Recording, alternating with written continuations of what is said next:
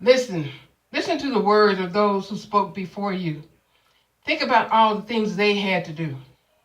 Listen to the cries of the horror of their pain and the dreams they had of one day all they would gain. Listen to the promise for the struggle as they stole into weeds and bushes to huddle, whispering in silence for fear of being permanently bound in, with their tongues torn out in frustration and anger of lessons being learned from the master they were sold to in order to be his work crew, that he could live in luxury with comfort beneath his feet. So he forbade the sneaking of the meetings that his newfound workers would seek. Listen. Listen to the wise words of the fathers, the founders, who thought they could ground them to restrain them from the anger that bound them. Listen. Listen to the wind as it blows the historical past with all the blood, guts, and glory that has been cast. Of the tears that were cried, the fears for those that have died. Now their wounds and scars they show with pride. For it means a struggle they won't hide. Listen to the rushing river flowing of the water, knowing it's carrying the trail for the people to go farther to freedom.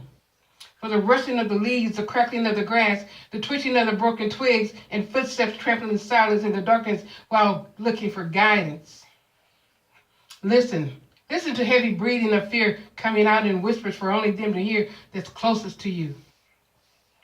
Before you speak, before you act on your emotional hysterics of the life that's been put before you, and you complain of the ways and things you will have to do to show and prove yourself, that you're equal to and maybe better than others. Listen.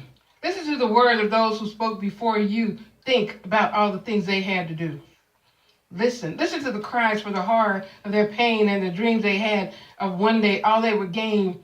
Choose the battles you fight and how to do what's right. Choose the road to take, the one with a full, true vision to fight racial prejudice and discrepancies. Listen. Listen to words whispering, then blowing in the wind through the rustling of the trees and the hustling of the leaves from the ones who spoke before us, with the wisdom and fathers and mothers who bore us, to be here to finish the journey before us.